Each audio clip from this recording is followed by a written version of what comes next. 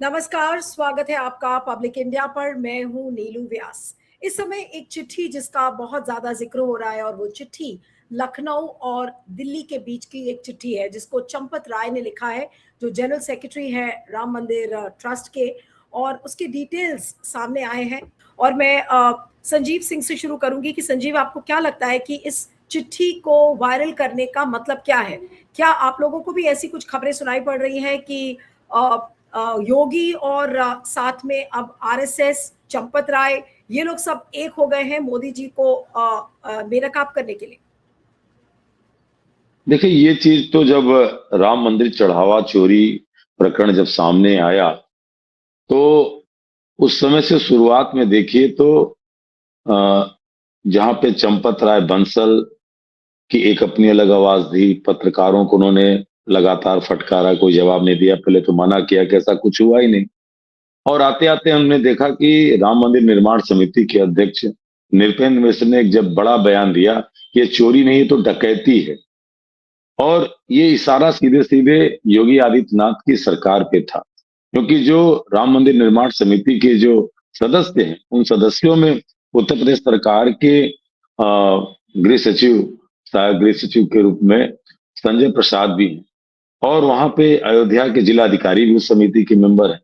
तो आखिर सीधे सीधे इस सवाल पे यहाँ करना, और योगी आदित्यनाथ ने जैसा कहा कि हमने ट्रस्ट के कहने पे हमने तुरंत जो है जांच समिति बैठा दी। तो एक एंगल तो सीधे आया कि चंपत राय, योगी आदित्यनाथ, संजय प्रसाद, ये सब मिलकर के इन्होंने एक एसआईटी का गठन किया। और एसआईटी का भी गठन कैसे हुआ?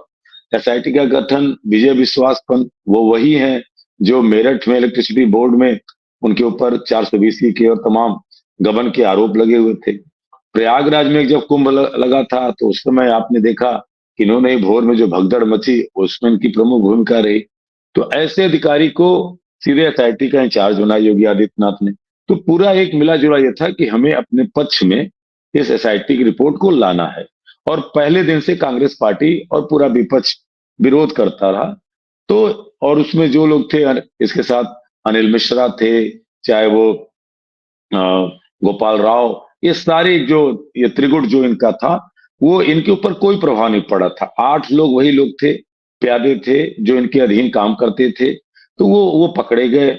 और इसके बाद ये चीजें जब विपक्ष ने और पूरे जो कहना नहीं चाहिए कि पूरे देश में एक तरह से, यहाँ तक कि भारतीय जनता पार्टी से भी जो समर्थित लोग थे, जब भगवान राम के मंदिर को लूटते हुए देखा, तो आवाज उठी। तो सुप्रीम कोर्ट ने जब इसका संज्ञान लिया, और सुप्रीम कोर्ट के संज्ञान लेने के बाद आपने देखा कि एक तरफ ये आवाज दबती है, लेकिन हमने देखा कि जब सुप्रीम कोर्ट जब इसमें आगे आता है, तो केंद्र की तरफ से हमने कभी अमित शाह का एक बयान नहीं सुना। मंदिर प्रकरण को लेकर के बीच में गृह मंत्री कहीं एक दो बार बोले, लेकिन प्रधानमंत्री तो कहीं नहीं बोले।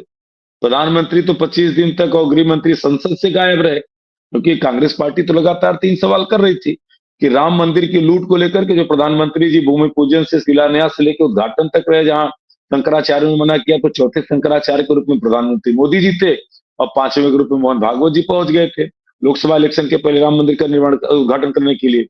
तो उसके बाद ये था कि नृपेंद्र मिश्रा कौन था। हम सब जानते हैं कि नृपेंद्र मिश्र सीधे सीधे प्रधानमंत्री के आदमी है। और नृपेंद्र मिश्र का प्रधानमंत्री से इतना गहरा लगाव है कि नृपेंद्र मिश्र के लड़के को भारतीय जनता पार्टी ने लोकसभा का टिकट श्रावस्ती से दिया था, जो चुनाव हार गए। तो ये नृपेंद्र मिश्र और नरेंद्र मोदी की मजबूती को बताता था।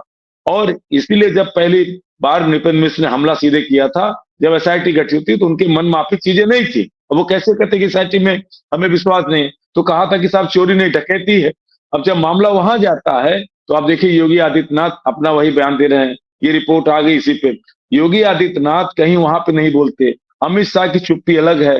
तो आज वहां पे नृपेंद्र मिश्र हो या अमित शाह हो या प्रधानमंत्री हो, सुप्रीम कोर्ट जब से मामला गया, आपने देखा कि अजीब से खामोशी, एक चुप्पी है। तो ये सारा इशारा करता है कि इस चोरी को हम पहले दिन से कह रहे थे कि इस चोरी को छिपाने के लिए भारतीय जनता पार्टी ने, खासकर योगी सरकार ने और केंद्र की सरकार ने जो एक तो उनके आपसी झगड़े हैं काम किया है। इसमें सबसे बड़ी हानि हो रही है हिंदू भावना की उन हिंदुओं की जिन्होंने एक श्रद्धा पूर्वक मंदिर निर्माण में सहयोग किया, पैसा रुपया चांदी सोने तक दिए। और कहीं ना कहीं ये पैसा भारतीय जनता पार्टी आरएसएस के बड़े लोगों तक गया। अगर इसकी जांच भाई, आप चाहे वो 8 लोग जो पकड़े गए, वो तो आपने एक तरह से उनको संविदा पे रखा। 40-40 साल तक वो सम यादव, मैं तो आपके चैनल के माध्यम से समाज के पिछड़े और दलित लोगों को भी कहना चाहता हूं कि 40 साल तक वो आरएसएस से जुड़ा था, वो जो चंपत राय बंसल के साथ जो यादव था। और उसको पता चला, उसके परिवार के लोग कहने साहब ये आरएसएस के कार्यकर्ता थे, और यही हमें परिणाम में मिला। उसकी पत्नी कह रही कि हमारे पति को फंसा करके जेल भेज दिया गया। तो पूरी तौर पे बड़े नेताओं का नाम नहीं आता, और ये पैसा कर्नाटक तक जा रहा था। और जब डकैती की बात नृपेंद्र मिश्र कह रहे हैं, तो निश्चित है, देखिए चोरी के धंधे में नीलू जी ईमानदारी बहुत होती है।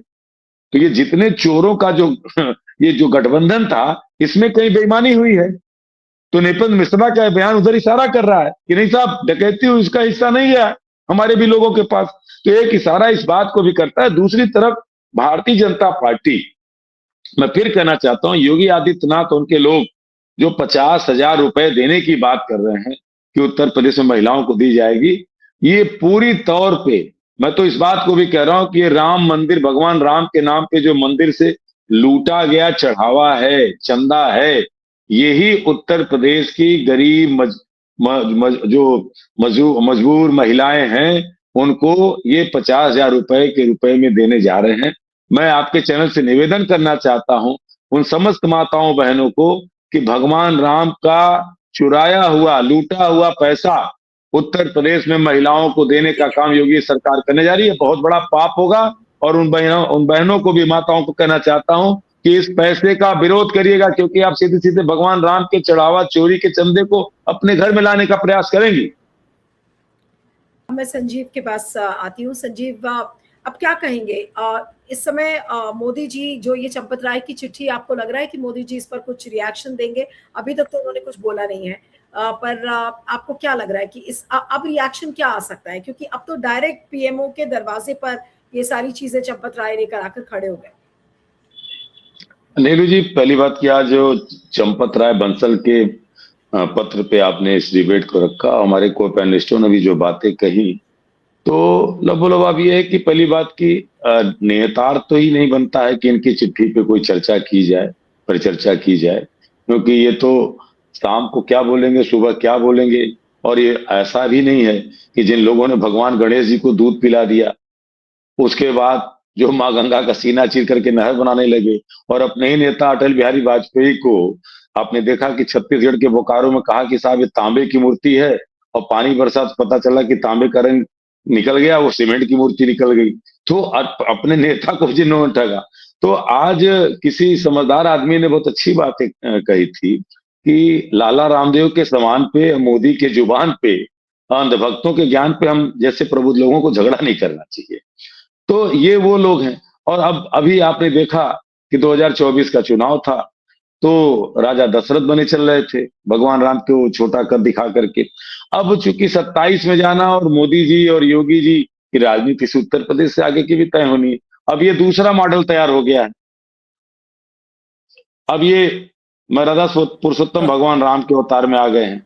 तो अब इनकी प्राण प्रतिष्ठा करने के लिए कौन कौन लोग आगे आएंगे? नृपेंद्र मिश्रा को तय करना होगा, अमित शाह को तय करना होगा। अब राम भी नहीं रहे, तो अभी तक तो वहां राजा दशरथ थे, अब ये खुद ही भगवान राम के भी अवतार में मोदी आ चुके हैं। अब बहस इस पे चलेगी। समस्या क्या है कि देश के जो साक्षर जनता है, मैं इसलिए कह रहा हूं कि जो लोग कम पढ़े लिखे हैं वो तो कम से कम उनकी आस्था होती है, लेकिन जो पढ़े लिखे लोग एक व्यक्ति को भगवान बनाने लगेंगे, उनकी प्राण प्रतिष्ठा की बात करेंगे, कहेंगे साहब भगवान मानो।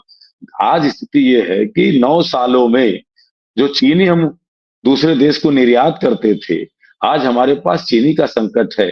हम चीनी आयात करने जा रहे हैं। तमाम दुनिया के आंकड़े बताते हैं कि भारत एक लंबे रूप से चीनी के उत्पादन क्षमता रखता था और दूसरे देशों को निर्यात करता था।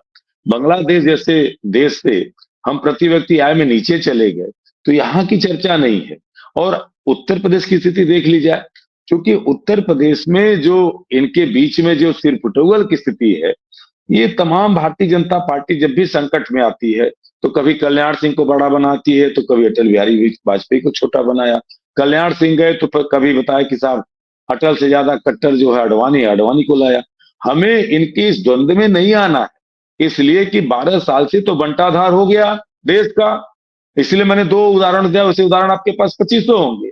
और उत्तर प्रदेश के हालात ये हैं कि अभी जो योगी आदित्यनाथ की सरकार है, पूरी तौर पे अपने उस स्वप्न से निकल नहीं पाए योगी जी। कहीं होंगे तो कहेंगे कि साहब नेहरू जी की जगह मोदी जी होते तो देश जो है कहाँ जाता। अरे हमें अच्छी तरह मालूम है कि सावरकर गैंग के आदमी होते और देश आज तक आजाद भी ना होता, कि वो लोग थे। तो अब वहां ले जाएंगे कि कभी जिन्ना पे चले जाएंगे। तो मुझे लगता है कि जो चिट्ठी है और चंपत राय की, एक कहावत कही जाती थी, वो चरितार्थ होती है कि यथो नामो तथो गुण। जिस व्यक्ति का नाम ही चंपत है वो पूरा माल ही चंपत करके बैठा हुआ है। तो ये वही भारतीय जनता पार्टी है जो इन्हीं लूटे खसोटे उस पे रहती है। और हमने नहीं, हमसे पहले तो जूना अखाड़े ने अशोक सिंघल को आरोप लगाया था कि साहब हम तो अपना आंदोलन लेके चल रहे थे, एकाएक आ गए और 1500 करोड़ रुपए हमारे जो चंदा का लेके चले गए। तो मुझे लगता है कि जनता बैठी हुई इनकी इंतजारी में। और उसका सच ये है कि जो अयोध्या भगवान श्री राम मंदिर के दर्शन करने जो दर्शनार्थी जाते थे, वो संख्या 60% से ज्यादा गिर गई है। वहां अपने भी परिवार के लोग रहते हैं, मैं इसलिए कह रहा हूं। मैं वाराणसी में बता रहा हूं कि जो सावन के माह चल रहा है, जहां बाबा विश्वनाथ के दर्शन की लंबी लाइन लगती थी, उस कांवड़ियों का भी जो झुंड होता था आपके अगल बगल के 2-3 जिलों से, वो भी भीड़ नहीं रह जाती है। तो आज बहुत अच्छी जगह ये देश जा रहा है। कम से कम धर्म के नाम पे धंधा करने वाले इन धंधेबाजों की सच्चाई जनता के सामने आई है। धर्म या भगवान कभी बुरे नहीं थे। जिन्होंने उनमें निस्वार्थ भाव से आस्था देखी, वो श्रद्धालु आज भी हैं, हमारे आपके घर में भी है।